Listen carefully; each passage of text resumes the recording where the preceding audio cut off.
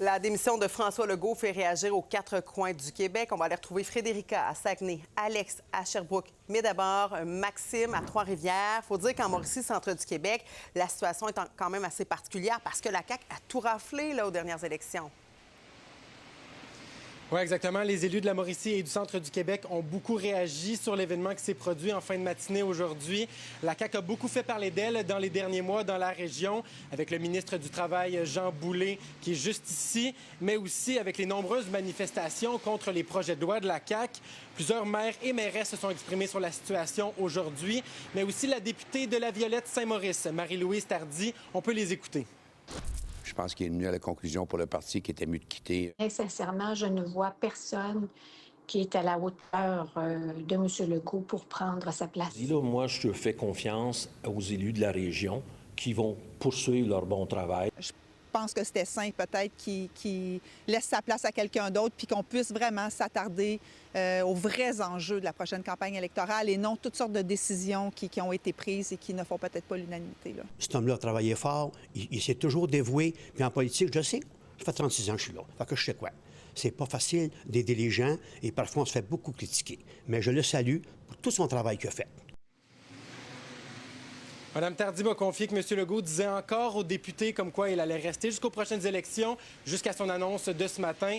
Les ministres de la région, Donald Martel, Sonia Lebel et Jean Boulet, n'ont pas voulu commenter la situation davantage. Merci, Maxime. Alex, en Estrie, on se souvient de la grogne des étudiants en médecine à Sherbrooke. Comment on réagit aujourd'hui? Bien justement, ce conflit entre les médecins et le gouvernement est un des facteurs qui a mené probablement à la décision qu'on a apprise aujourd'hui. C'est l'opinion du Dr Eppel, un médecin de famille qui était sur la ligne de front durant ce conflit entre les médecins et le gouvernement. Il n'était pas particulièrement surpris de la décision du premier ministre aujourd'hui, surtout après les départs de Christian Dubé à la santé, du Dr Lionel Carman aux services sociaux. Mais il ne dresse pas justement un bilan très positif de la CAQ sur le réseau de la santé des dernières années. Il espère que le prochain gouvernement pourra faire mieux. Je voulais justement entendre le Dr Eppel, suivi de la députée de Sherbrooke, Christine Labrie, qui, elle non plus, ne dresse pas un bilan très positif.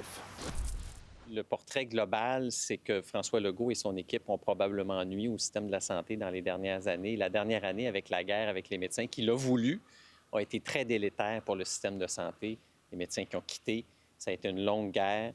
On a fini par arriver à une entente, mais avec des séquelles. Et malheureusement, les années Legault n'auront pas marqué de grandes transformations positives pour le réseau. L'accès à la première ligne en santé, on ne peut pas dire qu'on a évolué beaucoup là-dedans dans les dernières années. Il a parlé de son bilan en éducation, mais les conditions se sont dégradées au sein des classes. Donc, c'est un bilan que moi, je trouve extrêmement mitigé. Sinon, les caquistes en Estrie ont été majoritairement très silencieux. J'étais même à une conférence de presse de Geneviève Hébert et de Samuel Poulain. Et les deux ont appris la nouvelle en plein milieu de conférence de presse. Ils ont quitté, ils n'ont pas donné de commentaires. Merci, Alex. Et Frédérica, Saguenay, ça a brassé aussi au cours des derniers mois chez vous. Les réactions, quelles sont-elles?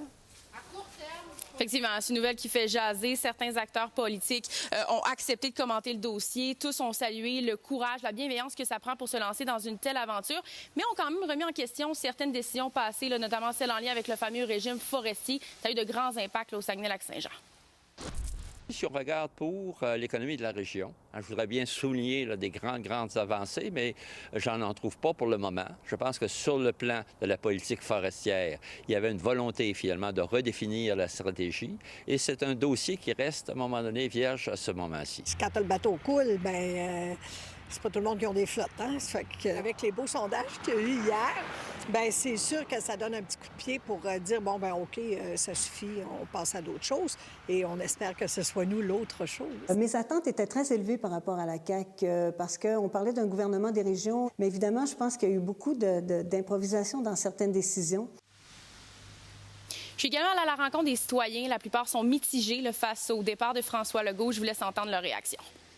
Est-ce que vous l'aimiez, François Legault? Je trouve qu'il nous a coûté pas mal cher. Là. Il a bien fait de démissionner avant que son image soit vraiment ternie.